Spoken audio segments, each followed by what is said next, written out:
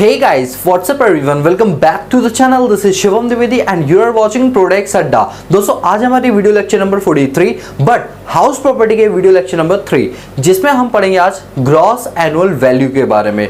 Make sure आपने हमारी class number 1 and 2 of house property पूरी कंप्लीट देखिए। सैलरी देखना चाहते हैं उसकी भी प्लेलिस्ट नीचे दे रखी है, ठीक है। सुनिए आप बात को, देखिए हमने लास्ट क्लास में जीएवी तो निकालना देखा था बट आज हम जीएवी सीखेंगे अलग अलग डिफरेंट केसेस के अंदर। जैसे हाउस प्रॉपर्टी जो सेक्शन है वो सेक्शन 22 से 27 तक के हैं। Section number 22 is the charging section and 23 is for the computation of gross annual value. तो आज हम section 23 clause subsection 1 clause A, 23 subsection 1 clause B, 23 subsection 1 clause C, 23 subsection 2, 23 subsection 3, 23 subsection 4, 23 subsection 5, ये सारे के सारे केसेस आज हम करेंगे और हम सभी केसेस में सीखेंगे ग्रॉस एनुअल वैल्यू को कैसे कंप्यूट किया जाता है। तो पहले मैं आपके सामने डिफरेंट केसेस, सारे केसेस यहाँ लिख देता हूँ, फिर वन बाय वन करके हम इसको पूरा समझेंगे और आज की क्लास में हम पूरा जीवी निकालना सीख लेंगे अलग अलग सिनेरियोज में कि हाउस वैकेंट है, फुल्ली वैकेंट है, अनरिलाइज है, जो कुछ है सब कुछ आज हम सीख लेंगे ग्रॉस एनुअल वैल्यू के रिगार्डिंग, ठीक है। तो चलिए अभी मैं हेडिंग डालूंगा अपने पास ग्रॉस एनुअल वैल्यू, ठीक है। तो हेडिंग हमारी सेक्शन नंबर 23 किस चीज के लिए? Computation of gross annual value, gross annual value जिसे शॉर्ट में क्या बोलते हैं? जीएवी। हम क्या कंप्यूट करना सीख रहे हैं? ग्रॉस एनुअल वैल्यू निकालना हम सीख रहे हैं एज पर सेक्शन नंबर 23। अब 23 में क्या है ना, आपके डिफरेंट पार्ट्स हैं। 23 सबसेक्शन 1 क्लॉज ए, इस तरीके से, ठीक है। तो पहले मैं लिख देता हूं फिर एक एक करके आपको समझाऊंगा। तो सबसे पहले हमारे पास आता है सेक्शन नंबर 23 सब सेक्शन 1 क्लॉज ए और इसी के साथ आता है हमारे पास क्लॉज बी। ये दोनों चीजें किस चीज के लिए? ये दोनों सेक्शंस जो हमारे पास हैं ये किस चीज के लिए? ये हमको बताते हैं कि अगर हमारा जो घर है वो पूरे साल लेट आउट रहा, लेट आउट मतलब किराए पर चढ़ा रहा, यदि पूरे साल घर किराए पर चढ़ा रहा तो जीएवी को निकालने का तरीका सेक्शन 23 सबसेक्शन 1 क्लॉज ए या बी में दे रखा है, ठीक है। तो देखिए, तो हम लिखेंगे यहां पर क्या लिखेंगे अपने पास? लिखेंगे when the house property, when the house property let out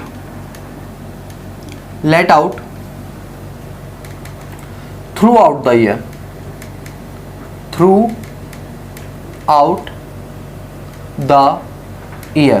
throughout the year का मतलब है पूरे 12 मासी, साल के 12 महीने ये क्या रहा? किराए पर चढ़ा रहा। अच्छा दोस्तों मेरी बात को ध्यान से सुनो, जो लास्ट क्लास थी ना अपनी, उसमें आपको याद है जब हमने जीवी निकालना सीखा था तो हम हमेशा 12 से मल्टीप्लाई करते थे। हमारी लास्ट क्लास में जो जीवी निकालना हमने सीखे उसमें हमारी बेसिक एजम्पशन क्या थी कि पूरे 12 महीने घर किराए पे चढ़ा रहा। तो ये वाला केस हम लास्ट क्लास में कर चुके हैं, बाई चांस हम ये कर चुके हैं बट सेक्शन नहीं पढ़ा था, प्रोविजन सारा हम पढ़ चुके लास्ट क्लास के अंदर। Section 23 subsection 1 clause A B ये बोलता है कि यदि आपका घर पूरे साल किराए पे चढ़ा रहा है तो जीवी कैसे निकालता है। चलो मैं रिवाइज करवा देता हूँ कैसे निकालते थे। देखिए उसके अंदर 3 स्टेप्स होते थे, FMSSEA। फेयर रेंट को कंपेयर करते थे म्युनिसिपल रेंट से, दोनों में से क्या उठाते थे? हायर उठाते थे। जो हायर उठाता था उसको बोलते थे सेलेक्टेड रेंट। सेलेक्टेड रेंट को स्टैंडर्ड रेंट से कंपेयर करते थे, जो भी लोअर आता था वो बनता था एक्सपेक्टेड रेंट और एक्सपेक्टेड रेंट को एक्चुअल रेंट से कंपेयर करते थे, विच एवर इज हायर को सेलेक्ट करते थे, that is your gross annual value. तो ये भी निकालना हमने सीखा था, घर पूरे साल भर किराए पे चढ़ा था तो ये प्रोविजन हम कर चुके हैं। तो आज हम करेंगे उसके बाद वाले प्रोविजन, ठीक है। तो ये लीजिए अगला सेक्शन है हमारे पास सेक्शन 23 सब सेक्शन 1 क्लॉज नंबर सी, ठीक है। ये सेक्शन क्या बोलता है?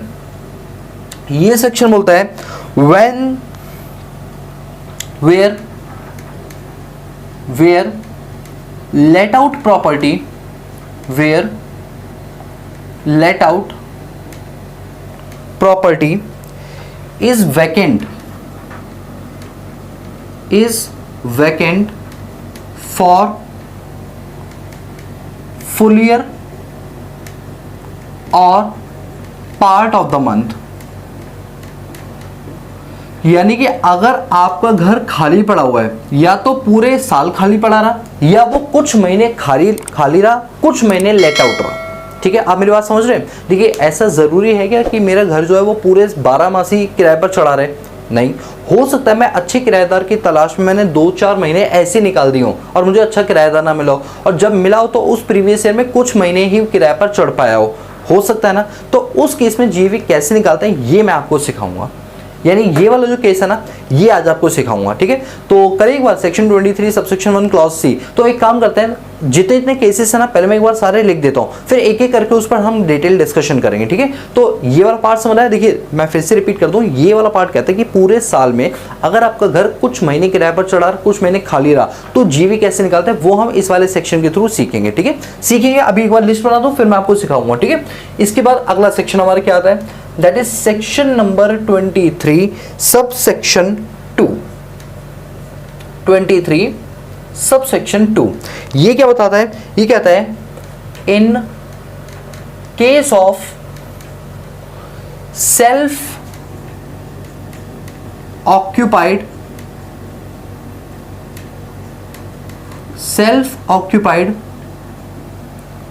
प्रॉपर्टी, अगर मान लीजिए आपने अपने घर को किराए पर ही नहीं चढ़ाया, क्या जरूरी कि मकान बनाया तो हम किराए पर ही चढ़ाएं? ये पॉसिबल नहीं है, जरूरी नहीं, मतलब हमेशा जरूरी नहीं है ऐसा। मैं सोचता हूं कि मैं किराएदार नहीं रखूंगा तो पूरे साल घर पे मैं रहूंगा, यानी सेल्फ ऑक्यूपाइड, मैंने खुद ने ऑक्यूपाई घेरा हुआ है, मैंने खुद ने घेरा हुआ है। अच्छा हो सकता है मैंने अपने रिलेटिव से रखे हो, अब रिलेटिव से थोड़ी किराया लूंगा, हो सकता है मेरे मासी की लड़का आके यहाँ पर कोई तैयारी कर रहा हो अपने एग्जाम्स वगैरह की, तो वो यहाँ पर आके रह रहा हो, तो ये सारे केस कहलाते हैं सेल्फ ऑक्यूपाइड। यदि आप या आपके घर के किसी मेंबर ने वो जगह ऑक्यूपाई की हुई जिसका आपको कोई रेंट नहीं मिल रहा, तो भी हम रेंट निकालेंगे नोशनल बेसिस पे। वो कैसे निकालेंगे मैं आपको सिखाऊंगा सेक्शन 23 सबसेक्शन नंबर 2 के अंदर। तो ये 3 केसेस हमारे पास होगी, जिसमें से एक केस हम पहले ही पढ़ चुके हैं। इसके बाद अगला केस आता है, अगले वाले केस का जो सेक्शन है दैट इज सेक्शन नंबर 23 सब सेक्शन 3। सेक्शन नंबर 23 सब सेक्शन 3 बोलता है where a house property, where a house property let out, where the house property let out for part of the year and self-occupied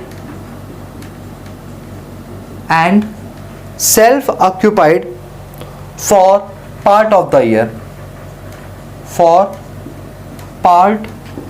of the year, sir ये तो ऊपर वाला ही case हो गया, ऊपर और इसमें फर्क क्या है? देखो ऊपर वाले केस में ये था कि मैं पूरे 12 के 12 महीने, मतलब मैं इस वाले की बात करूं सेक्शन 23 सबसेक्शन 2, इस वाले केस में तो ये था कि पूरे 12 मास ही आपने घर को खुद अपने पास ऑक्यूपाई करके रखा है। नीचे वाले केस में है कि जैसे फॉर एग्जांपल 12 महीने से 6 महीने मैं खुद रहा, इसके बाद फिर मैं कहीं चला गया तो उतने पार्ट के लिए मैंने किसी को किराए पर चढ़ा दिया, यानी partly self occupied partly late out.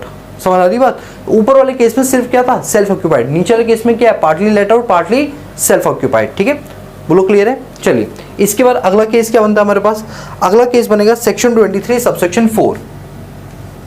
Section number 23 subsection number 4 ये क्या बोलता है, ये कहता है इन केस ऑफ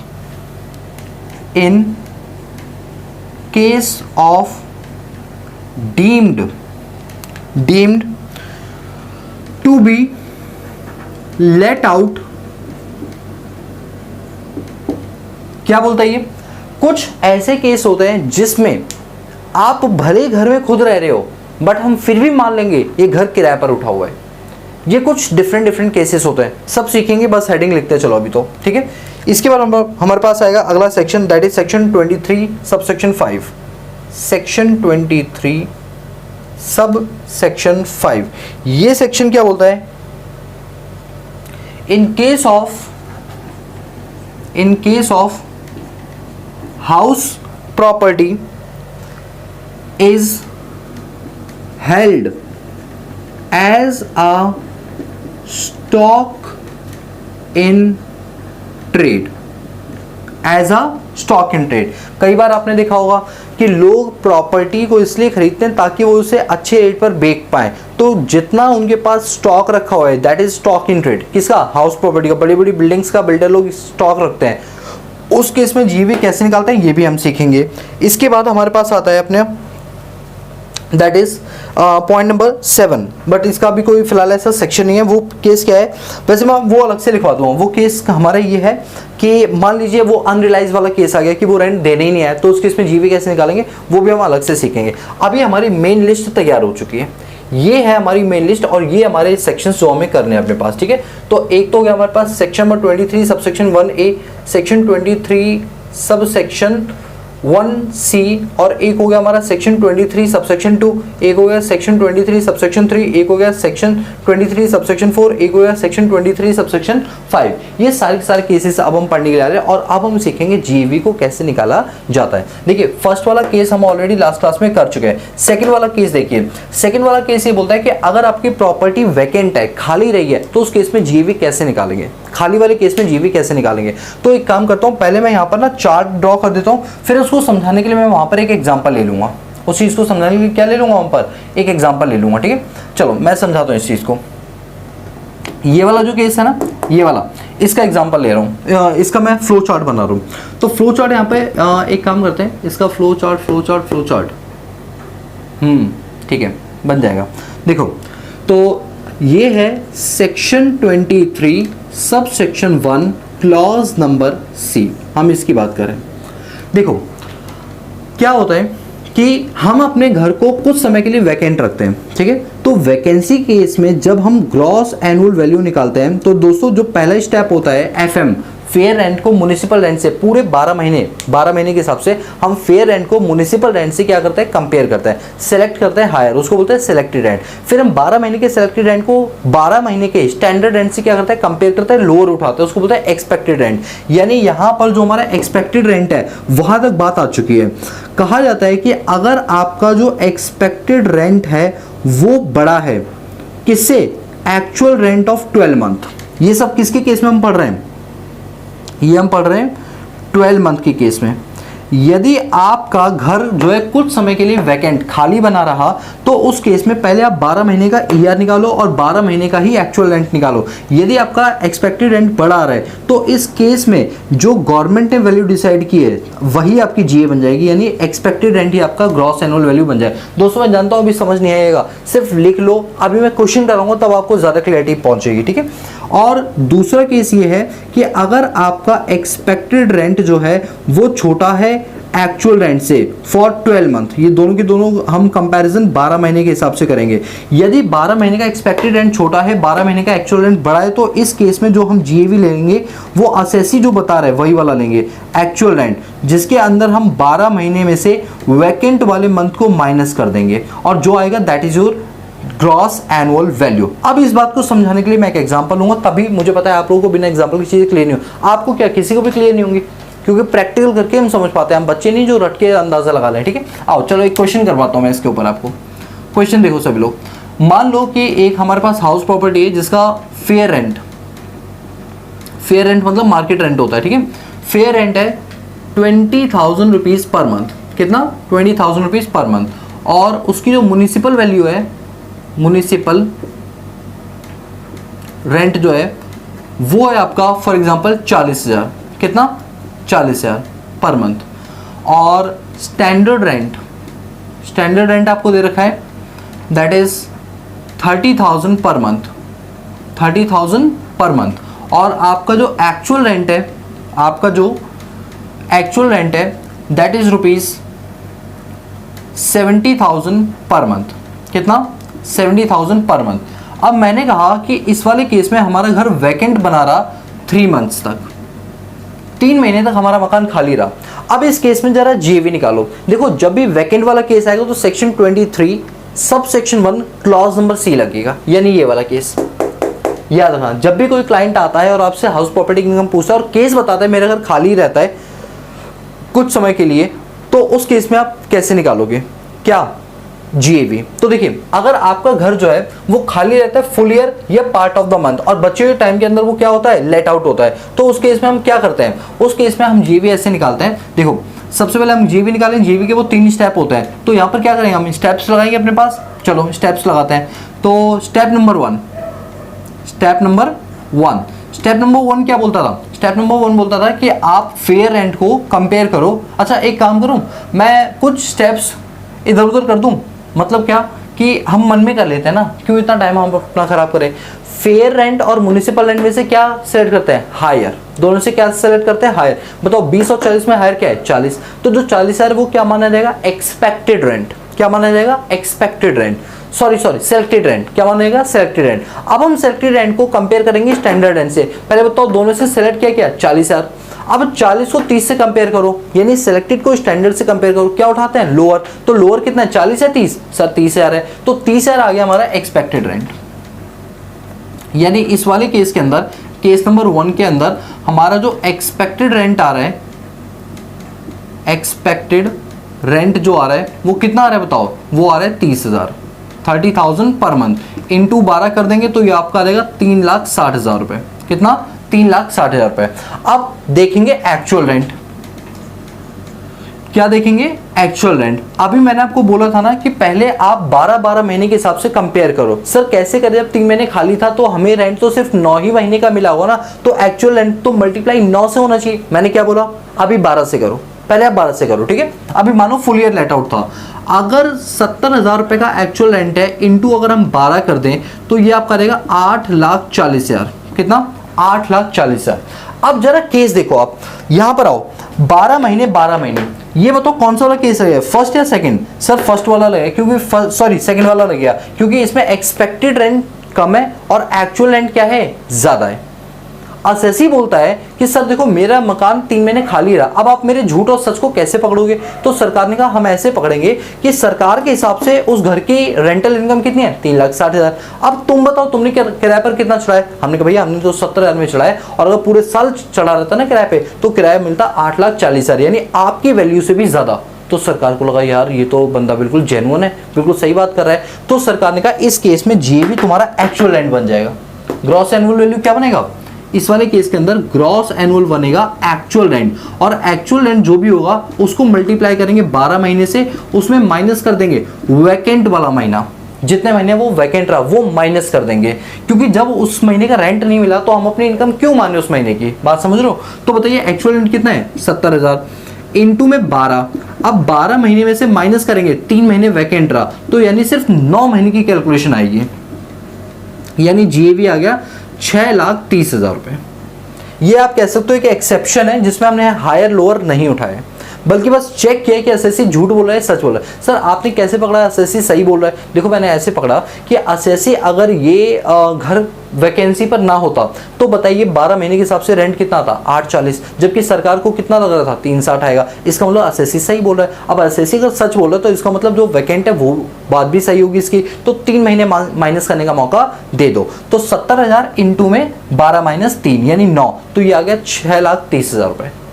बोलो समझ रही बात? एक और केस कराऊं जिससे और क्लियरिटी मिल जाए? यस सर एक केस और कराओ। चलो एक केस और कराता हूँ।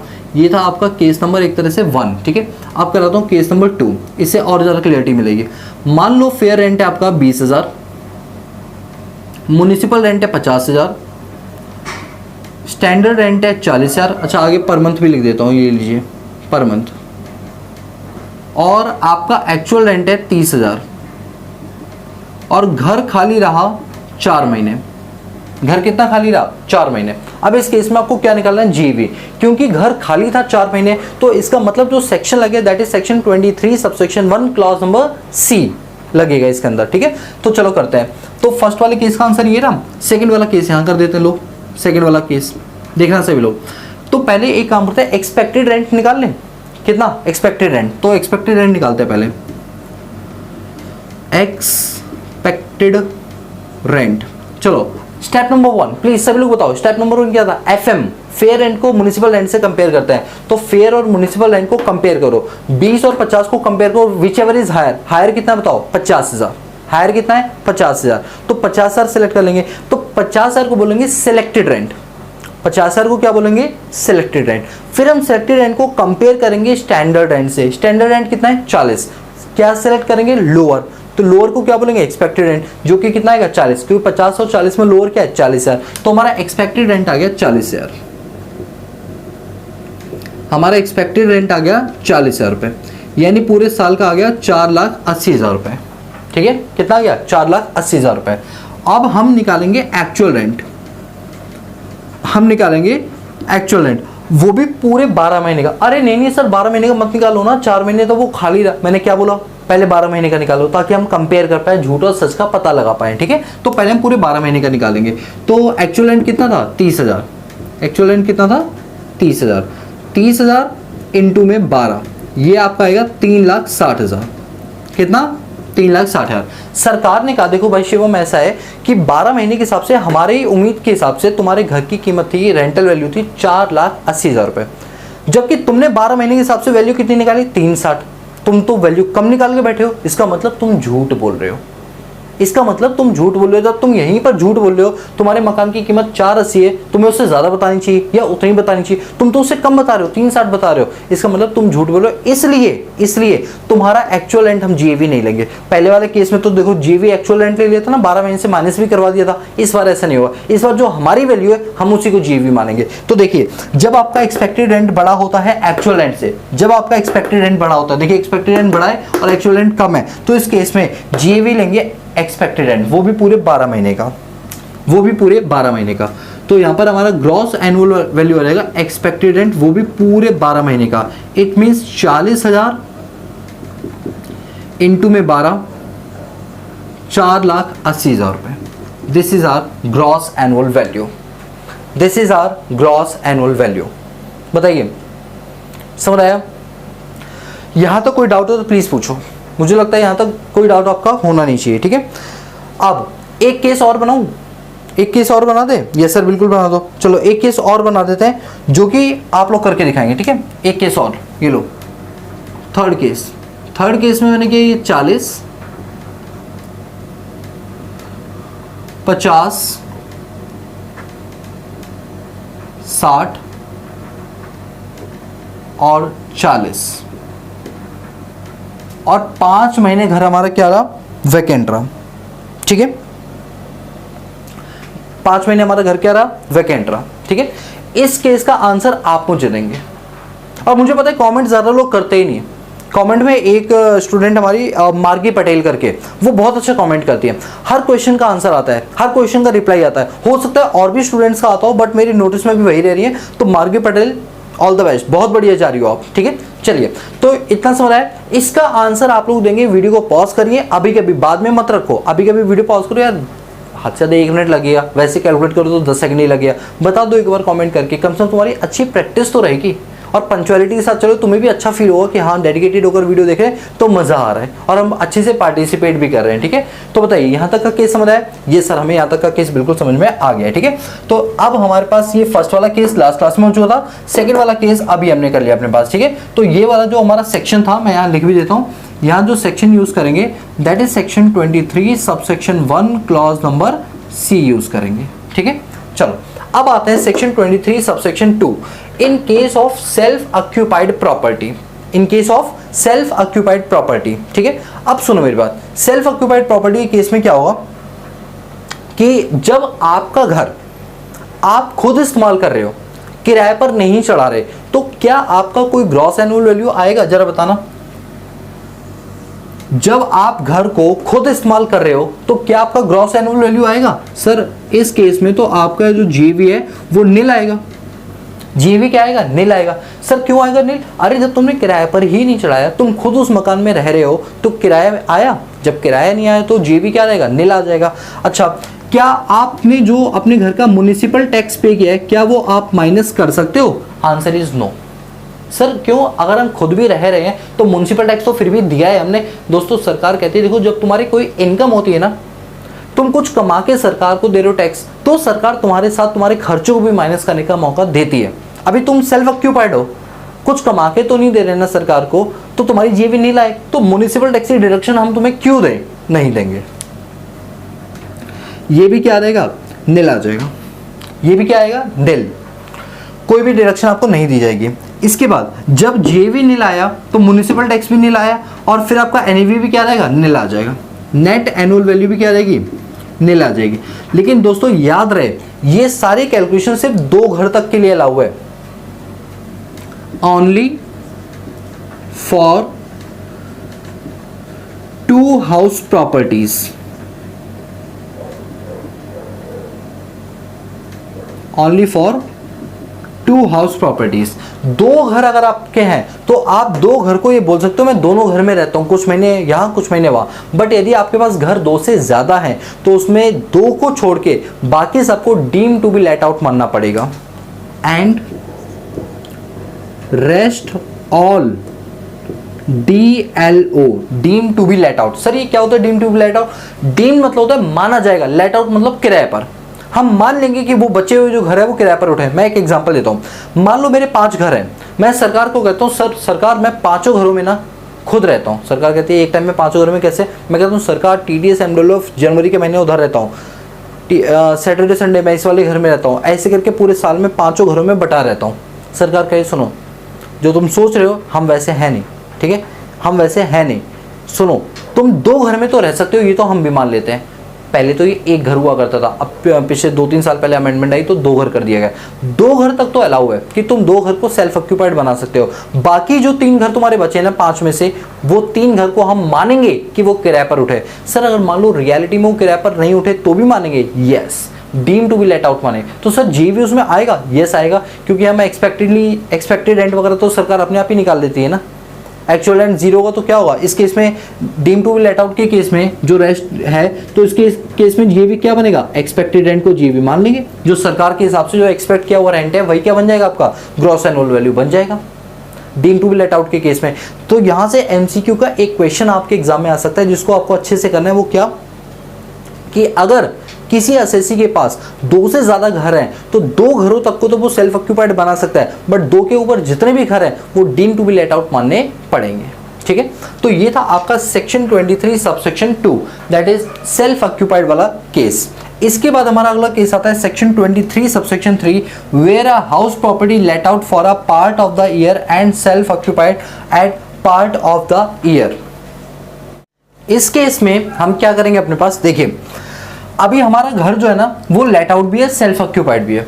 हमारा घर लेट आउट भी है और सेल्फ ऑक्यूपाइड भी है। जानते हो इसको जैसे हमने सेक्शन 23 सबसेक्शन 1 क्लॉज ए और बी वाला पढ़ा था ना, फुल ईयर लेट आउट वाला, सेम वैसे ही मानेंगे इस वाले को। अच्छा दोस्तों मैं आपको बता दूं ये पोर्शन क्या है। ये पोर्शन कुछ आपको ऐसे बोलता है कि जैसे कुछ टाइम के लिए ना हम घर में खुद रहते हैं और कुछ टाइम उसको हम किराए पर चढ़ा देते हैं। केस हमारे ये है, तो इस केस में ये बोला गया कि इसको फुल ईयर वाला कॉन्सेप्ट मानेंगे। मतलब ये वाला जो केस है ना इसका सुन लो क्या होगा। इस वाले में बोला गया कि जो जीएवी है ना ग्रॉस एनुअल वैल्यू, वो हम कैसे निकालेंगे? जो भी आपका एक्सपेक्टेड रेंट होगा और जो आपका एक्चुअल रेंट होगा, इन दोनों का क्या उठा लेंगे? हम हायर उठा लेंगे, और वो भी for the entire month, entire year, पूरे साल का मान लेंगे। पूरे साल का मतलब एक तरह से बिल्कुल जैसे हमने ये वाली कैलकुलेशन नहीं की थी इस वाले में पूरे साल वाली, सेम कैलकुलेशन यहां मानेंगे। ठीक है, सेम की सेम कैलकुलेशन यहां भी हम मान के चलेंगे अपने पास। ठीक है, चलिए ये हो गया।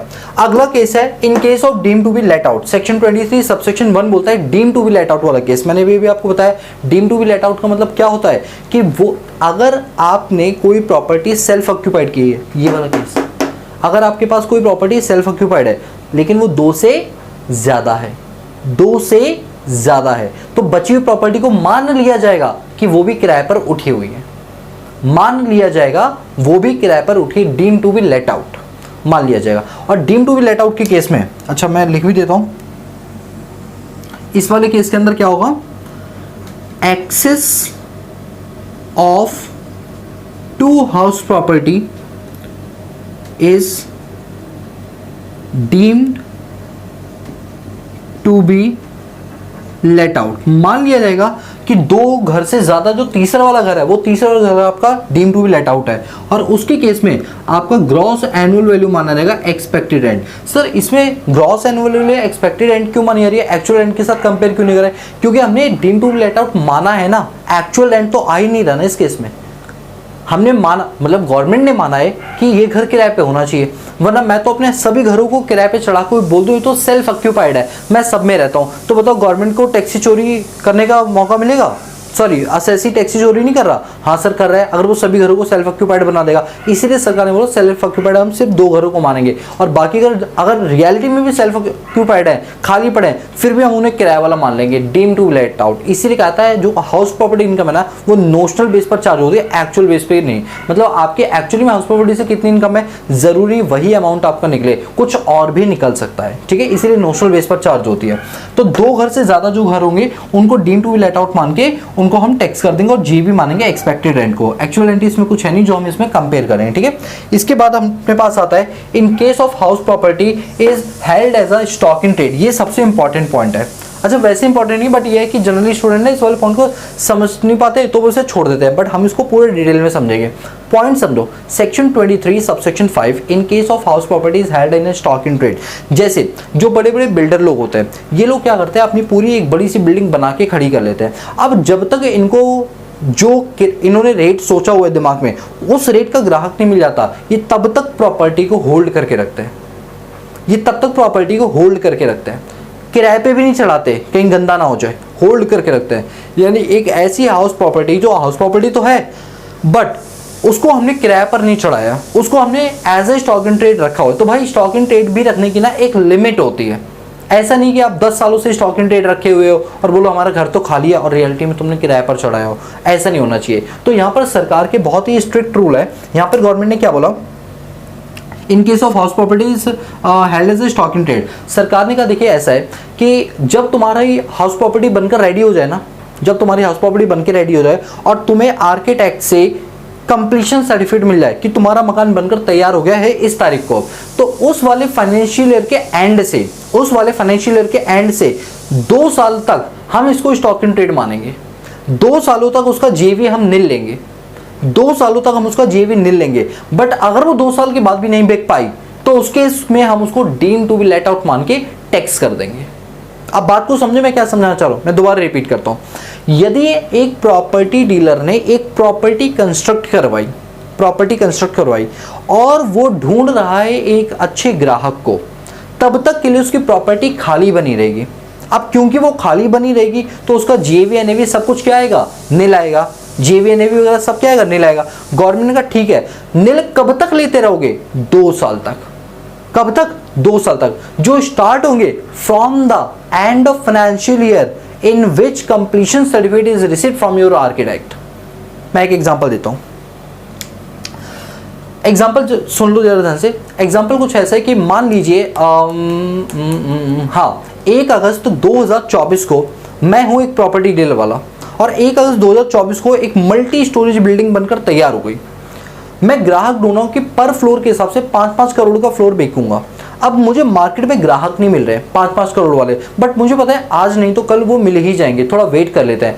तब तक के लिए मेरी प्रॉपर्टी खाली पड़ी हुई है। अब क्या हुआ, 1 तारीख को मेरी प्रॉपर्टी बनकर तैयार हो गई। 15 अगस्त को, जस्ट फॉर एग्जांपल 15 अगस्त को मेरे आर्किटेक्ट ने एक सर्टिफिकेट बना के दे दिया और कहा शिवम आपके द्वारा जो ये प्रॉपर्टी बनाई गई ये पूरी तरीके से कंस्ट्रक्ट हो चुकी है, ये लो अपना कंप्लीशन सर्टिफिकेट। क्या लो, अपना कंप्लीशन सर्टिफिकेट लो। उन्होंने मुझे कंप्लीशन सर्टिफिकेट दे दिया। अब ये देखो जो कंप्लीशन सर्टिफिकेट मिला है वो कौन से प्रीवियस ईयर में मिला है। एक बात हो, 15 अगस्त 2024 को मिला तो इसका प्रीवियस ईयर क्या बनेगा, 24-25। क्या बनेगा, 24-25। तो इस प्रीवियस ईयर का एंड क्या है, 31 मार्च, बोलो बोलो 31 मार्च 2025। क्या है, 31 मार्च 2025। इस तारीख से 31 मार्च 2025 से 2 साल तक, यानी 31 मार्च 2026, 31 मार्च 2027, 31 मार्च 2027 तक तुम्हारी प्रॉपर्टी बिक जानी चाहिए। तब तक हम आपकी जेवी को निल मान लेंगे। लेकिन अगर 31 मार्च 2027 तक प्रॉपर्टी नहीं बिकी तो फिर हम deem to be let out मान के उसको टैक्स कर देंगे। और deem to be let out मानते वक्त हम जेवी एक्सपेक्टेड रेंट को मानेंगे। हम जेवी किसको मानेंगे, एक्सपेक्टेड रेंट को मानेंगे। बोलो समझ आया। तो चलो अब इसके ऊपर मैं आपको नोट लिखवा देता हूं,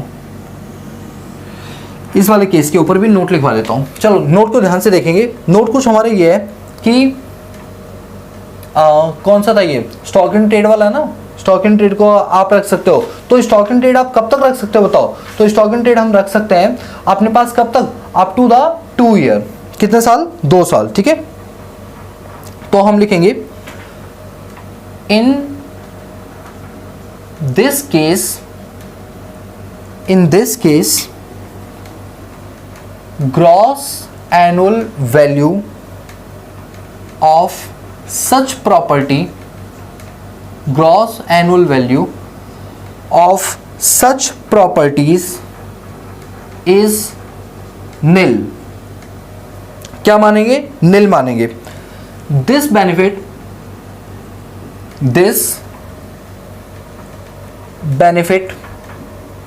would be available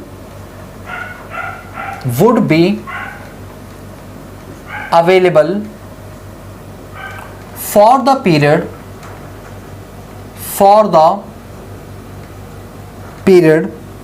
up to 2 years, for the period up to 2 years from the end of financial year, in which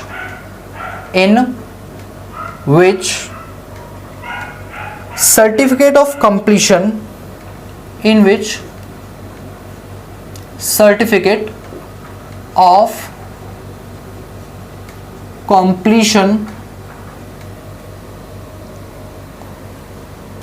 of construction of the house property is obtained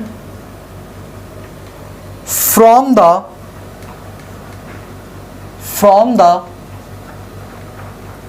competent authority।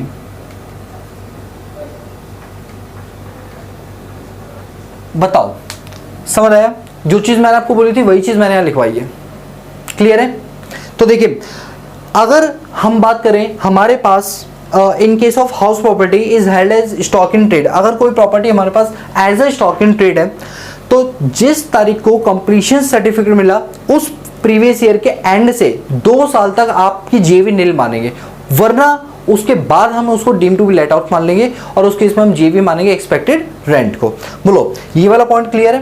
तो इस तरीके से ये सारे section हमारे complete होते हैं। तो 23 जो जेवी वाला सेक्शन है, इनके सारे के सारे पॉइंट हमने 1 बाय 1 करके अपने पास कंप्लीट कर लिया। मैं उम्मीद करता हूँ सारे पॉइंट आपको अच्छे से क्लियर हुए होंगे। क्लियर है? अब क्या करेंगे, अब कुछ हम न्यूमेरिकल क्वेश्चंस लेकर आएंगे, क्योंकि जब तो मैं आपको न्यूमेरिकली नहीं कराऊंगा ना, चीजें दिमाग में क्लियर नहीं होंगी आपके, ठीक है? तो इसको पहले नोट करो, फिर न्यूमेरिकल्स लेकर आते हैं। चलिए जल्दी से नोट कर लो आप लोग। चलिए अब एक न्यूमेरिकल से हम इस चीज को और अच्छे से समझेंगे कि जो भी अभी हमने थ्योरी पढ़ी उसकी न्यूमेरिकल प्रैक्टिकलिटी क्या है, ठीक है? तो चलिए शुरू करते हैं आज की क्लास का क्वेश्चन। तो आज की क्लास का क्वेश्चन आप सभी लोग की मॉडल स्क्रीन के ऊपर ये रहा। चलिए पढ़िए मेरे साथ। क्वेश्चन में लिखा हुआ कि मिस्टर एक्स जो है has 1 house property which is let out at the rate 1,80,000 rupees. 1,80,000 रुपए का उन्होंने किराए पर अपनी जमीन को चढ़ाया हुआ है, जिसका फेयर रेंट है 1,90,000 रुपए। म्युनिसिपल वैल्यूएशन है 1,70,000 रुपए। स्टैंडर्ड रेंट है 1,81,000 रुपीज का। म्युनिसिपल टैक्सेस 60,000 रुपए के पे किए एंड इंटरेस्ट और loan for construction of house property है 50,000 रुपए। और लिखा हुआ हाउस जो है वो वैकेंट रहा है 5 महीने। हाउस कितने महीने वैकेंट रहा है?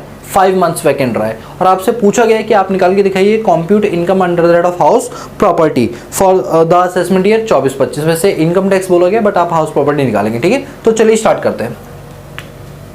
तो सबसे पहले हम अपने हाउस प्रॉपर्टी की कैलकुलेशन करेंगे। तो हमारी प्रेजेंटेशन कुछ इस तरीके से होगी। Calculation of income under the heads of house property for Mr. X, जिसका प्रीवियस ईयर 24-25 है। नहीं 24-25 नहीं, 23-24 है। प्रीवियस ईयर 23-24 है और असेसमेंट ईयर 24-25 है। चलिए भाई आगे चलते हैं। अब हमें क्या करना है इस केस में, पहले पूरा फॉर्मेट ड्रॉ कर लेते हैं। फॉर्मेट याद है ना, लास्ट क्लास में कराया था, वही वाला फॉर्मेट करेंगे, ठीक है? तो फॉर्मेट के अंदर सबसे पहले हम लिखेंगे ग्रॉस एनुअल वैल्यू, बोले तो GAV, उसमें से माइनस करेंगे म्युनिसिपल टैक्सेस, फिर क्या निकल के आ जाएगा, नेट एनुअल वैल्यू हमारे पास निकल के आ जाएगी। इसके नेट एनुअल वैल्यू के बाद क्या करते हैं, हम माइनस करते हैं सेक्शन 24A की स्टैंडर्ड डिडक्शन, हम माइनस करेंगे 24A की स्टैंडर्ड डिडक्शन, जो कि कितनी होती है 30% ऑफ NAV, कितनी होती है बताओ, 30% of net annual value, minus करेंगे सेक्शन 24B, माइनस क्या करेंगे section 24B, that is interest on borrowing, interest on borrowing, जो हमने हाउस लोन लिया है ना उसका जो ब्याज है वो हम यहां से क्या कर देंगे, माइनस कर देंगे। माइनस करने के बाद हमारे पास क्या आ जाएगा, income under the heads of house property, minus करके क्या आ जाएगा हमारे पास, income under the head of house property. But दिक्कत ये है कि इस क्वेश्चन में GAV निकालना पड़ेगा और स्पेशल केस है हमारे पास GAV का, ठीक है। तो चलिए GAV निकालते हैं। तो GAV के सामने हम लिखेंगे वर्किंग नोट नंबर 1, कि GAV कैसे निकलेगा, वर्किंग नोट नंबर 1 से। तो हम यहाँ पर बनाएंगे वर्किंग नोट नंबर 1, हेडिंग क्या होगी, calculation of gross annual value. सबसे पहले हम लिखेंगे स्टेप नंबर 1। स्टेप नंबर 1 में FMSSEA, FMSSEA, F बोले तो फेयर रेंट, तो हम यहां पर फेयर रेंट को कंपेयर करेंगे किससे, म्युनिसिपल रेंट से, फेयर रेंट को कंपेयर करेंगे म्युनिसिपल रेंट से। चलो बताओ फेयर रेंट कितना है, सर क्वेश्चन में फेयर रेंट हमको दे रखा है कितना 1,90,000 और म्युनिसिपल रेंट 170, ले लीजिए 1,90,000 इंटू 12 और म्युनिसिपल रेंट है 1,70,000 इंटू में 12, क्योंकि पूरे साल का निकालना है ना इसलिए हमने 12 से मल्टीप्लाई किया है। तो क्या आ जाएगा, कहाँ गई कैलकुलेटर देता, हाँ ये रहे। अच्छा इन दोनों से वैसे बड़ी फिगर क्या लग रही है, 190, तो 190 हमारा क्या बन जाएगा, सिलेक्टेड रेंट, 1,90,000 क्या बन जाएगा हमारा सिलेक्टेड रेंट, मतलब दोनों में से हमको क्या लेना है, हायर, ठीक है। हायर क्या बन जाएगा हमारा सेलेक्टेड रेंट, जो कि कितना है, मल्टीप्लाई करके आ रहे हैं 22,80,000 रुपए। इसको हम कंपेयर करेंगे स्टैंडर्ड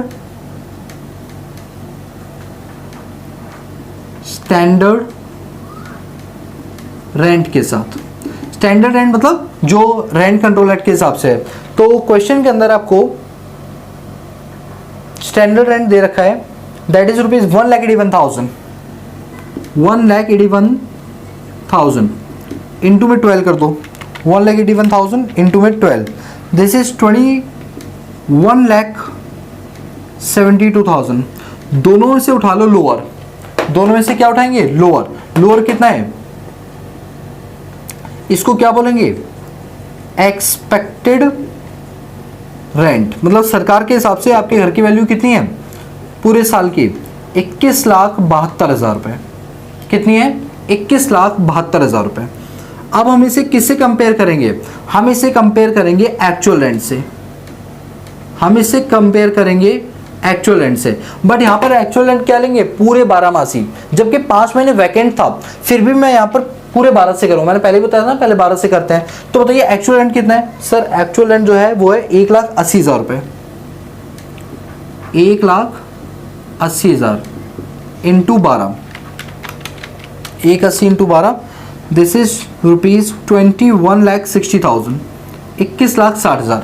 दोनों में से क्या उठाएंगे हम, दोनों में से, अरे नहीं अभी नहीं उठाएंगे कुछ भी, अभी तो हमने, क्योंकि हमारा वैकेंट वाला केस था ना, तो वैकेंट वाले केस में क्या ट्रीटमेंट होती थी। अच्छा आपको याद है जो वैकेंट वाला केस था, हाँ, तो उसके लिए हमारे पास जो सेक्शन यूज होता था वो याद आ रहा है, वो सेक्शन यूज होता था सेक्शन नंबर 23 सब सेक्शन 1 क्लॉज नंबर सी, याद आया? अभी थोड़ी देर पहले हमने यही पढ़ा था, ठीक है। अब इस सेक्शन के अकॉर्डिंग जीएवी थोड़ा अलग तरीके से निकाला जाएगा। तो अभी हम क्या देखेंगे कि 12 महीने का एक्सपेक्टेड रेंट 12 महीने के एक्चुअल रेंट से कंपेयर करेंगे। बताओ क्या ज़्यादा आ रहा है? एक्सपेक्टेड रेंट ज़्यादा आ रहा है। मतलब सरकार ये बोल रही है कि देखो, अगर हम ये मान ले कि तुम्हारा घर पूरे 12 मासी किराए पर चढ़ा था, तो तुम्हारे हिसाब से कीमत कितनी आई उसकी? 21,60,000। जबकि हमारे हिसाब से कीमत कितनी है? 21,72,000। इसका मतलब 12 मासी में भी हमारी वैल्यू ज़्यादा आ रही है, तुम्हारी कम आ रही है। इसका मतलब तुम झूठ बोल रहे हो। इसलिए हम तुम्हारे एक्चुअल रेंट को जीएवी नहीं बनाएंगे, हमारे ही रेंट को, एक्सपेक्टेड रेंट को ही हम जीएवी बनाएंगे, पूरे 12 महीने वाला। तो इस केस में हमारा जो ग्रॉस एनुअल वैल्यू है, पहली बात ऐसा मैं क्यों लिख रहा हूं? क्योंकि इस वाले केस के अंदर आपका जो एक्सपेक्टेड रेंट है वो ज्यादा है एक्चुअल रेंट। ये पूरे 12 महीने की कैलकुलेशन के हिसाब से किया है, ठीक है। एक्सपेक्टेड रेंट ज्यादा है और एक्चुअल रेंट आपका क्या है? कम है।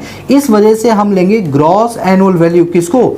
एक्सपेक्टेड रेंट को, दैट इज रुपीज 21,72,000, 21,72,000। तो जीएवी कितना आ गया? 21,72,000 रुपए। कितना आ गया?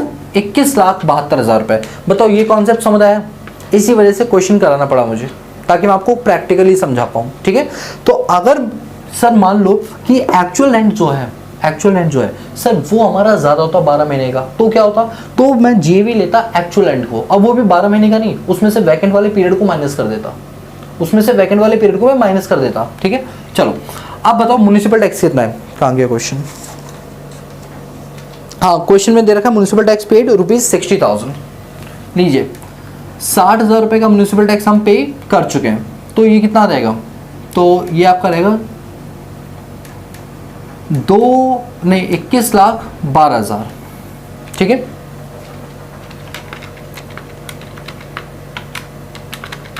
₹21,12,000। इसके बाद और क्या हमारे पास? 30% ऑफ एनएवी।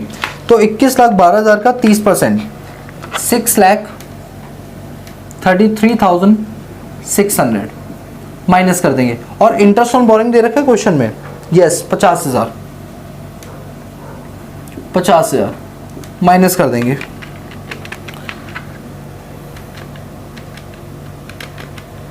ये आपका आ गया 14,28,400 रुपीज।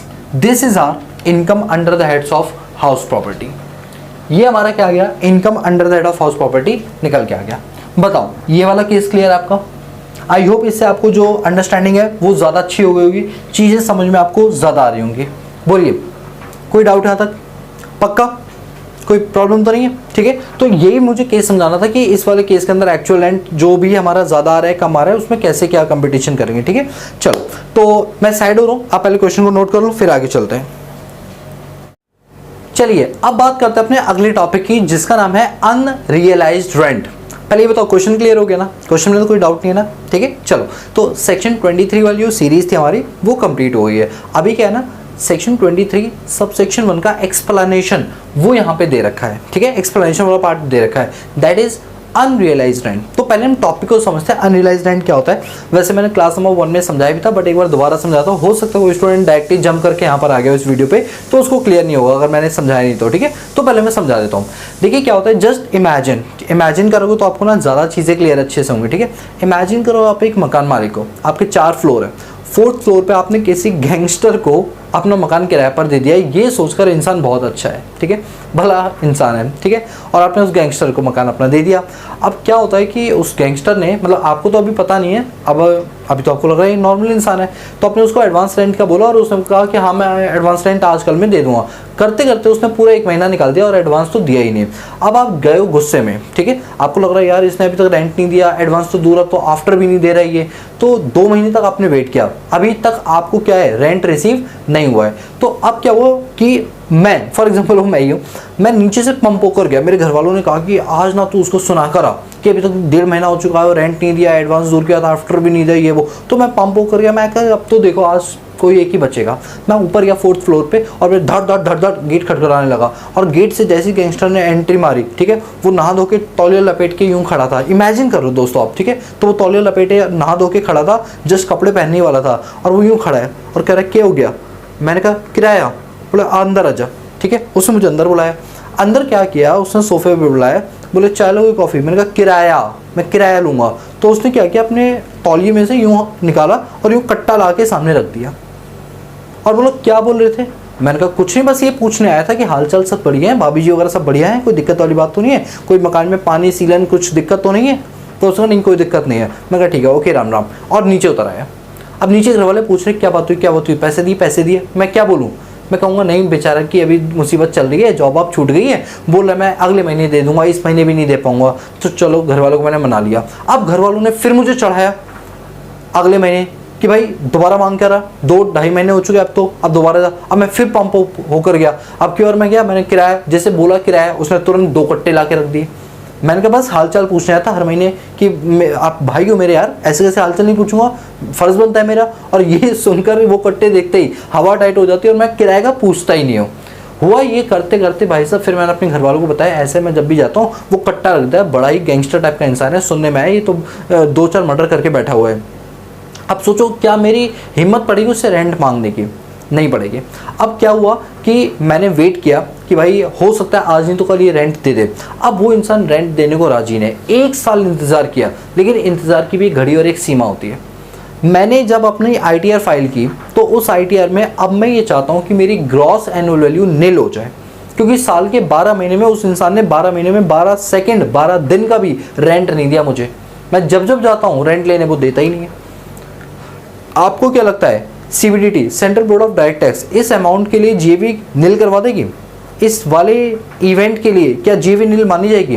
देखिए उन्होंने कहा देखो हम JV नील कर देंगे, या जितने महीने का उसने रेंट नहीं दिया वो तुम्हारे एक्चुअल रेंट से माइनस करवा देंगे। जैसे मान लो उसने 12 महीने में से 3 महीने का रेंट नहीं दिया। अब ज़रूरी थोड़ी हर बंदा गैंगस्टर हो सकता है आपने जिस इंसान को वो भला इंसान है, लेकिन क्या हुआ जब किराए की बात आई तो पहले वो किराया टाइम पर देता रहा, लास्ट मोमेंट पर जब किराया देने की बात आई तो रातों रात वो मकान खाली करके अपने गाँव भाग गया। अब वो आने का नाम नहीं ले रहा, तो मेरा रेंट क्या हो गया? अनरियलाइज हो गया। अनरियलाइज मतलब वो रेंट जो मुझे मिला नहीं है, जो मुझे रियलाइज नहीं हुआ, उसको क्या बोलते हैं? Unrealise rent. तो अब इस केस में क्या करें? तो भाई देखो ऐसा है कि गवर्नमेंट कहती है देखो तुम 12 महीने में से जितने महीने तुम्हें रेंट नहीं मिला है, मान लो 2 महीने रेंट नहीं मिला, तो तुम अपनी एक्चुअल रेंट की कंप्यूटेशन के वक्त मल्टीप्लाई 12 ना करके 10 कर लेना, माइनस कर लेना, कोई दिक्कत वाली बात नहीं है। इसे हम बोलते हैं अनरियलाइज रेंट। लेकिन सरकार ने कहा भाई देखो ऐसा है कुछ शर्तें आपको माननी पड़ेंगी। अगर आपने उन शर्तों के हिसाब से काम किया, यानी रूल नंबर 4 में कुछ कंडीशंस दे रखी हैं, यदि असेसी ने रूल नंबर 4 के उन कंडीशन को सेटिस्फाई किया तो उस केस में आप अपने एक्चुअल रेंट में मल्टीप्लाई 12 ना करके माइनस कर दोगे उतने महीने जितने महीने का आपको रेंट रिसीव नहीं हुआ है, वो आप माइनस कर सकते हो। अरे बात समझे? तो रूल नंबर 4 के अंदर वो 4 कंडीशन दे रखी हैं। रूल नंबर 4 में लिखा हुआ है सबसे पहली बात, tenancy must be bona fide. Tenancy must be bona fide मतलब जो आपने जिस वक्त अपने किराएदार को किराए पर मकान दिया, आपको उसके बारे में नहीं पता था कि ये एक डिफॉल्टर है, इससे पहले भी कई जगहों पर डिफॉल्ट कर चुका है, आपको उसके बारे में कोई जानकारी नहीं थी, यानी आपने गुड फेथ में, गुड सेंस में उसको अपना मकान किराए पर दिया, आप अवेयर नहीं थे कि इंसान ऐसा कर सकता है। अब कोई मुझे बोले कि शिवम अपने घर में विजय माल्या को क्या आप किराए पर दोगे? तो मैं कहूँगा नहीं भैया, विजय माल्या क्या हो तो मुझे पता है, क्योंकि वो भगौड़ा है, हमारे देश का पैसा लेकर वो लंदन भाग गया है, तो मैं उसे कभी नहीं दूंगा, तो भगौड़ा वो मेरे पैसे लेकर भाग जाएगा। जब ये बात मुझे फैक्ट्स पता थे, उसके बावजूद अगर मैं विजय माल्या को अपने मकान में रख लूं तो इसका मतलब मेरी टेनेंसी बोनाफाइड नहीं मानी जाएगी। जानते हुए भी आपने जानबूझकर उसको किराए पर दिया जिससे तुम्हारा अनरियलाइज्ड रेंट है, तो इस केस में माइनस करने का मौका नहीं मिलेगा। यानी रूल नंबर 4 का कंडीशन नंबर 1 बोलता है टेनेंसी मस्ट बी बोनाफाइड। आपको नहीं पता था कि जिस वक्त आपने किराए पर दिया वो इंसान कैसा है, आपको पता था वो इंसान बहुत ही बढ़िया है, तो यानी टेनेंसी मस्ट बी बोनाफाइड की कंडीशन एप्लीकेबल हो गई 1। कंडीशन नंबर 2, देखो जब तुम्हें उसके बारे में पता चला कि वो इंसान रेंट नहीं दे रहा, तो तुमने क्या स्टेप लिए? सबसे पहले स्टेप तुम्हारा ये होना चाहिए कि उसने अगर तुम्हारी और कोई प्रॉपर्टी किराए पर ले रखी है, एक तो जिसमें वो रह रहे, इसके अलावा कोई और प्रॉपर्टी, तुम्हारी 2-3 प्रॉपर्टी जिसमें कहीं एक और जगह इसने तुमसे ही रेंट पर लिया हो, तो उस जगह से और इस जगह से इसे बाहर निकालो। ये नहीं कि वो रेंट नहीं दे रहे तो आप 10 साल तक उसको अपने यहाँ मकान में रखे हो ताकि तुम्हें टैक्स में छूट मिल जाए, हर साल तुम अनरियलाइज्ड रेंट दिखा दो, ऐसा नहीं भाई। सबसे पहले उस इंसान को बाहर भगाओ, अपनी इस प्रॉपर्टी से भी और उससे रिलेटेड जितनी भी प्रॉपर्टीज तुमने उसे रेंट पर दे रखे सारी प्रॉपर्टी से उससे भगाओ, चाहे बची हुई प्रॉपर्टी से वो रेंट टाइम पर दे ही क्यों ना रहो। जैसे क्या हो कि जो मेरा किराएदार है ना, मान लो कि मेरी चांदनी चौक में एक दुकान है, ठीक है, वो मैंने किराए पर दे रखी है और जिस बंदे को दुकान किराए पर दे रखी है वही बंदा मेरे घर में 4th फ्लोर पर रहता है। यानी जो दो चीजें किराए पर ले रखी है, वो दुकान का किराया तो टाइम पर देता है, लेकिन जिस जगह पर वो रह रहा है रेजिडेंशियल एरिया में 4th फ्लोर पे, उसको किराया नहीं दे रहा, अनयूटिलाइज जा रहा है, तो मैं उसे ये वाला भी मकान खाली करवाऊंगा और वो दुकान भी खाली करवाऊंगा। जो भी प्रॉपर्टी मेरे से बिलोंग करती है मैं वो सारी प्रॉपर्टी उससे क्या करवाऊंगा, खाली करवाऊंगा। तो assessee must vacate all the property belonging to the them. ठीक है, सारी प्रॉपर्टी वैकेट खाली करवाएंगे उस इंसान से जिस इंसान तुमको रेंट रिसीव नहीं हो पा रहा है। ठीक है, तीसरा केस, क्या तुमने उस इंसान के खिलाफ कोई लीगल एक्शन लिए, क्या पुलिस में आके कोई एफआईआर दर्ज करवाई, क्या उसके खिलाफ कोई कंप्लेंट करवाई। तीसरा केस, अब हो सकता है जब मैं एफआईआर दर्ज कराऊं तो वो इंसान मुझे मारने की धमकी दे, तो भाई मैं तो एक भला कुछ इंसान हूँ, इतनी छोटी धमकी से भी मैं बहुत सहम और डर जाऊंगा। समझ में आ रही बात। तो ऐसे केस में जो इनकम टैक्स का असेसिंग ऑफिसर होगा ना, उसको बताऊंगा सर लीगल एक्शन लेने से कोई फायदा नहीं, ये पुलिस वाले वगैरह सब इनसे मिले हुए हैं, तो कोई फायदा नहीं लीगल एक्शन लेने का। अगर आपको मंजूरी हो तो सर प्लीज, आप तो हर चीज समझते हो, आप ही माइनस करवा दो। अगर असेसिंग ऑफिसर सेटिस्फाइड हो गया तो भी आप अपने पास अनरियलाइज्ड रेंट को माइनस करवा सकते हो। तो रूल नंबर 4 की 4 कंडीशन, पहला असेसी मस्ट बी बोनाफाइड, दूसरा assessee must vacate all type of house property belonging to such defaulter, third assessee must take legal action against the defaulter, and point number 4, assessee must convince to the assessing officer that legal action is not मतलब assessing officer ये clear कर दे कि legal action लेना कोई ज़रूरी नहीं है, क्योंकि वो इंसान वैसे ही नहीं देगा और इतनी लंबी प्रोसीडिंग चलाना बेकार है, वेस्टेज ऑफ टाइम है। अगर ये रूल 4 की 4 बातें आप मान लेते हैं तो आप अनरियलाइज्ड रेंट में से अपने एक्चुअल रेंट से अनरियलाइज्ड रेंट को माइनस करवा सकते हैं। वही चीज़ यहाँ पर थ्योरी में लिखे हुए। तो पहले आप पढ़ेंगे treatment of unrealised rent, section 23 subsection 1।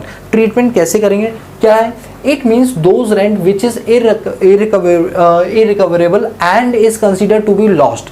वो किराया जो अब आप रिकवर नहीं कर सकते, जो लॉस्ट हो गया, मतलब बैड डेट हो गया, अब आपको मिलने वाला नहीं है। एंड इन सच केसेस, इस केस में जो एक्सपेक्टेड रेंट है वो कंप्यूट तो पूरे साल का 12 महीने का किया जाएगा, बट जब हम कंप्यूट करेंगे एक्चुअल रेंट, तो एक्चुअल रेंट में 12 महीने में से जितने महीने का तुम्हें रेंट नहीं मिला है वो अमाउंट आपका माइनस हो जाएगा।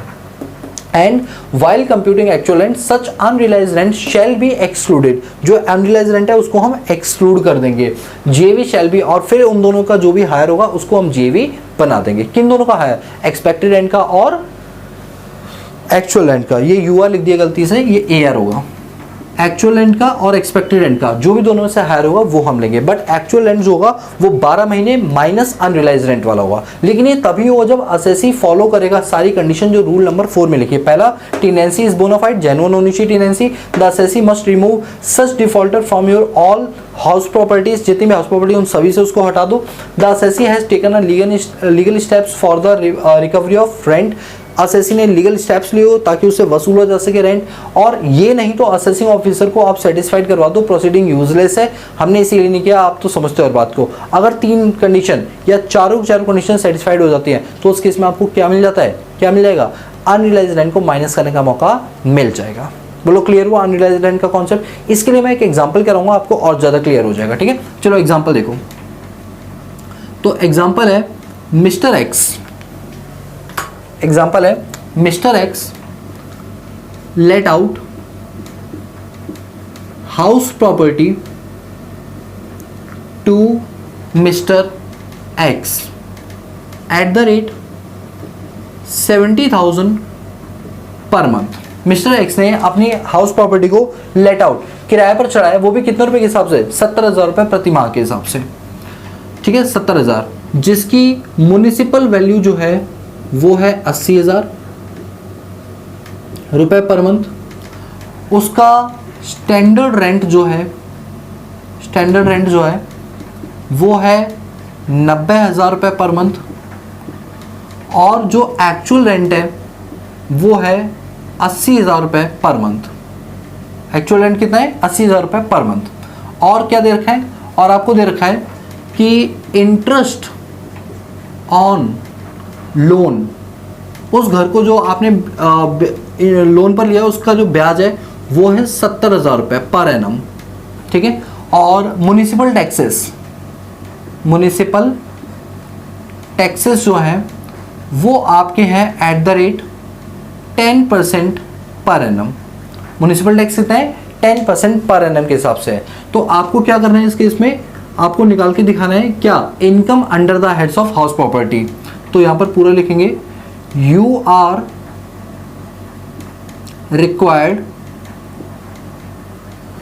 To calculate, you are required to calculate income under the heads of house property. आपको इस केस में क्या निकाल के दिखानी है, इनकम निकाल के दिखानी है हाउस प्रॉपर्टी के, ठीक है। तो चलो करते हैं, पहले फॉर्मेट ड्रॉ कर दो फिर जीवी निकालना सीख लेंगे, ठीक है। तो फॉर्मेट ड्रॉ करेंगे, फॉर्मेट है हमारा यहां से सॉल्यूशन शुरू है, तो फॉर्मेट है ग्रॉस एनुअल वैल्यू, जिसको क्या बोलते हैं शॉर्ट में जीएवी। इस ग्रॉस एनुअल वैल्यू में से माइनस करेंगे म्युनिसिपल टैक्सेस, और माइनस करने के बाद क्या आ जाएगा हमारे पास, नेट एनुअल वैल्यू, क्या रहेगी, नेट एनुअल वैल्यू। फिर उसमें से माइनस करेंगे section 24A, that is standard deduction, जो कि क्या होगा 30% of net annual value. Net annual value का कितना परसेंट, 30%, हमें क्या मिल जाएगी, स्टैंडर्ड डिडक्शन मिल जाएगी। फिर लेस करेंगे section 24B, interest on borrowings, ठीक है। तो अब जो माइनस करके निकलेगा that is called income under the heads of house property. अभी क्या है कि जीवी हमें निकालना पड़ेगा, तो इसके लिए हम बनाएंगे वर्किंग नोट नंबर 1, ठीक है। तो चलो मैं स्टार डाल के यहां पर लिखता हूं working note number 1, calculation of GAV, calculation of GAV. तो अब हम जीएवी को कैलकुलेट करना सीख रहे हैं, ठीक है। आइए स्टेप नंबर 1, इसको किससे कंपेयर करते हैं, एफएम, फेयर रेंट को म्युनिसिपल रेंट से, ठीक है। फेयर रेंट को कंपेयर करेंगे म्युनिसिपल रेंट से। अगर आप देखेंगे तो म्युनिसिपल वैल्यू कितनी है, म्युनिसिपल रेंट कितनी है, 80,000, 80,000 इंटू में 12, 9,60,000 रुपीज। और फेयर रेंट कितना है, क्वेश्चन के अंदर फेयर रेंट दे नहीं रखा, मैं लिख लेता हूं यहां पर comma, fair rent 1 lakh rupees per month, ठीक है। तो लो फेयर रेंट है हमारे पास 1 लाख इंटू में 12, कितना रहेगा, 12 लाख। दोनों में से क्या उठाएंगे, हायर, और जो भी हम हायर उठाएंगे उसको क्या बोलेंगे, सेलेक्टेड रेंट। क्या बोलेंगे हम, selected rent. Step number 2, selected rent कितना, 12 लाख, कितना, 12 लाख। और हम इसको कंपेयर करेंगे किससे, स्टैंडर्ड रेंट से। क्वेश्चन में स्टैंडर्ड रेंट कितना दे रखा है, 90,000 इंटू 12, 10,80,000। दोनों में से क्या लेंगे, लोअर, लोअर कितना है, 10,80,000, उसको क्या बोलते हैं, एक्सपेक्टेड रेंट। क्या बोलते हैं, एक्सपेक्टेड रेंट। कितना आएगा बताओ, 10,80,000 रुपए। हम इसको कंपेयर करेंगे किससे, एक्चुअल रेंट से। और यहां पर मैं आपको लिख देता हूं कि इस वाले असेसी ने रूल नंबर 4 की सारी बातें मानी है, और इस क्वेश्चन के अंदर एक चीज दे रखा है, अनरियलाइज रेंट है 4 मंथ का। ये लो, अब क्वेश्चन कंप्लीट हुआ, मैं भूल गया था वो वाला पॉइंट लिखना, ठीक है। अनरियलाइज रेंट कितने का है, 4 महीने का, और इसने असेसी ने रूल नंबर 4 की चारों कंडीशंस फुलफिल किए हैं। तो अब जीवी कैसे निकालेंगे, देखो अभी जो हमारा एक्चुअल रेंट है ना, ये एक्चुअल रेंट जब हम लेंगे, जब रूल 4 की चारों कंडीशन मान ली, इसका मतलब हम 12 महीने में से 4 महीने माइनस कर सकते हैं। तो 12 माइनस 4 कितने होते हैं, 8 महीने। तो हमारा जो एक्चुअल रेंट है ना वो कितना है, 17,000 रुपये पर मंथ, 70,000 रुपये पर मंथ, उसमें से कितना लोगे? सिर्फ 9 मंथ लोगे, नहीं 8 महीने, 12 में से 4 गए तो कितना बचा? 8 मंथ्स का ही लेंगे। 5,60,000, कितना? 5,60,000। यानी 12 में से मैं 4 को माइनस कर सकता हूं अगर मैंने रूल नंबर 4 की 4 कंडीशन फुलफिल कर दिए तो।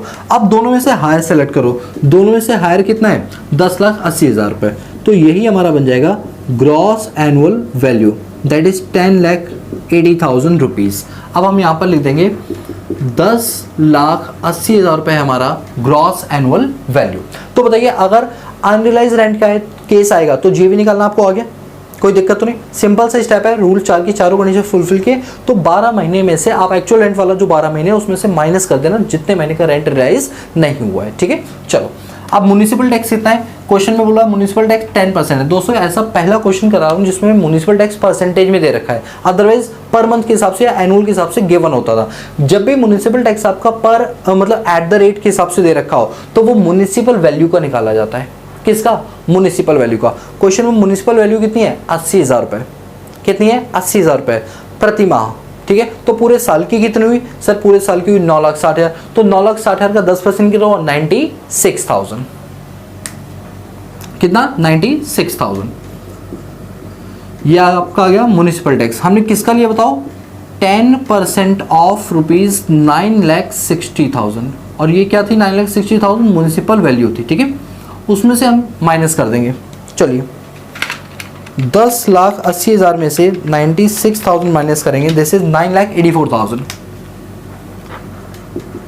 9,84,000। इसका 30% 2,95,200। और इंटरेस्ट ऑन बोरिंग कितना दे रखा है? इंटरेस्ट ऑन बोरिंग्स ये रहा 70,000। ये आ जाएगा हमारा income under the head of house property.